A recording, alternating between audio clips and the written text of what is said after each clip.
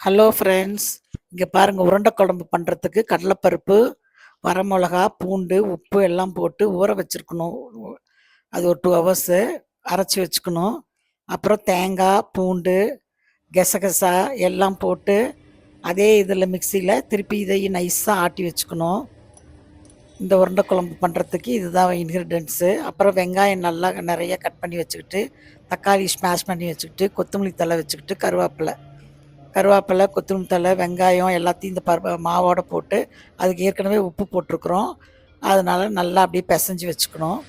அப்புறம் ஒரு அடிகனமான பாத்திரத்தில் எண்ணெய் வச்சு கடுகு, வெந்தயம், உளுத்தம்பருப்பு, கருவேப்பிலை எல்லாம் போட்டு நல்லா படப்படான்னு வெடித்தோடனே வெங்காயத்தை போட்டு நல்லா இது பண்ணி விட்டுட்டு, அதுக்கப்புறம் தக்காளியை போட்டு நல்லா கலந்து விட்டுட்டு, அப்புறம் தேங்காய் அரைச்சி வச்சுருக்கோங்க இல்லையா, தேங்காயில் அப்புறமே அரைச்சி வச்சுருக்கிறத எடுத்து ஊற்றணும். இப்போ உருண்டையை உருண்டை பிடிக்கிறேன். அது எப்படி பிடிக்கணும்னா பாருங்கள், சின்ன சின்னதாக எண்ணெய் தொட்டு தொட்டு பிடிக்கணும். ஏன்னா எண்ணெய் தொட்டு பிடிச்சோம்னா தான் அது ஊற்றுற கிரேவிக்குள்ளே போடுறப்போ எதுவும் இதாகாது, உடையாது.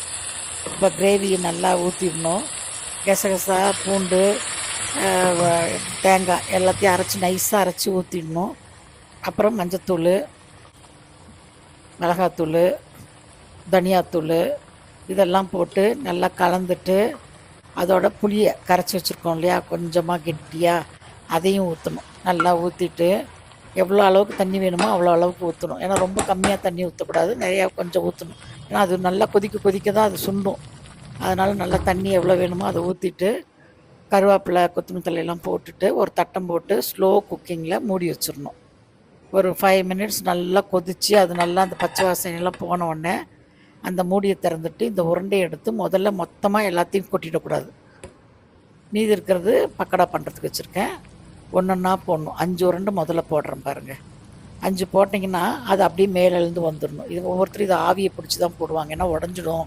எப்படி பச்சை உருண்டை உள்ளே போடுறதுன்னு நான் பச்சை உருண்டையை அப்படியே போட்டுடுவேன். எண்ணெய் தொட்டு மட்டும் போட்டுடுவேன். 5 உருண்டையை போட்டோடனே அதுவாக மேலே எழுந்து வந்துடும். கரண்டியெல்லாம் ஒன்றுமே போட வேண்டாம். ஒரு 2 மினிட்ஸ் 3 மினிட்ஸ் இருந்திங்கன்னா அது மேலே எழுந்து வந்தோடனே மீதி இருக்கிற 5 உருண்டையை போடுவேன். பெரிய கிண்ணமாக வச்சுருந்திங்கன்னா 6-7 உருண்டை கூட பாருங்கள் 5 உருண்டை மேலே எழுந்து வந்துருச்சு பாருங்கள். அதுக்கப்புறமே மீதி இருக்கிற 5 உருண்டையை கேப்லையெல்லாம் போட்டு விட்டுருணும். போட்டு விட்டோடனே இதை கரண்டி வச்சு எல்லாம் கலக்கக்கூடாது. 2 பக்கமும் துணி வச்சு அந்த கிண்ணத்தோடு எடுத்து வேணால் ஒரு அலாசுற மாதிரி அலாசலாம். அப்போ மேலே எழுந்து வந்துடும். இது பாருங்கள், மீதி 10 உருண்டை போட்டிருக்கிறேன் இந்த குழம்புக்கு. நல்லா கலந்து விட்டுட்டோம்னா இதுதான் சூப்பராக இருக்கும் இந்த உருண்டை குழம்பு. இப்போ ப்ரோட்டீன் ரிச்சு, கிரேவியாக சாப்பிட்லாம், சாதத்துக்கு சாப்பிட்லாம், சப்பாத்திக்கு சாப்பிட்லாம். மீதி இருக்கிற இது மாவு இருக்கு இல்லைங்களா, அதை சின்ன சின்னதாக கில்லு பதமாக எடுத்து போட்டு பக்கடா மாதிரி பண்ணிக்கலாம். ஏன்னா வெங்காயம் நிறையா போட்டிருக்குறோம் இல்லையா, நல்லாயிருக்கும் டேஸ்ட்டாக. வரமிளகாவும் போட்டு அரைச்சிருக்குறோம், பூண்டு போட்டிருக்குறோம், உப்பு போட்டிருக்குறோம், கொத்தமல்லி தழை போட்டிருக்குறோம். அதனால் நல்லாயிருக்கும். இதை வடையாக கூட சின்ன சின்ன வடையாக சுடலாம். நான் அதுவும் சுடுவேன். ஒரு ஈடு இப்படி எடுத்துகிட்டு ஒரு ஈடு வடையாக சுட்டு வச்சுக்குவேன். வச்சுக்கிட்டு சூடாக சாதத்தை போட்டு அதில் இந்த 3 உருண்டை குழம்பை போட்டு நெய் ஊற்றி சாப்பிட்டோம்னா அது அலாதி தான். பாருங்கள் எப்படி இருக்குது பாருங்கள். வடை அப்படி எடுத்தோம்னா எப்படி இருக்குது பார்த்தீங்களா, அப்படியே ஆரஞ்சு கலரில் அப்படியே நல்லா இருக்குது. வரமிளகா போட்டு அரைச்சிருக்கோம் இல்லையா, கலர் நல்லா வந்துடுச்சு பாருங்கள். இப்போ சாதத்தில் போட்டு பிசைஞ்சு சாப்பிட்டா எப்படி தான் இருக்கும், தேவாமல் இருந்தால் தாங்க.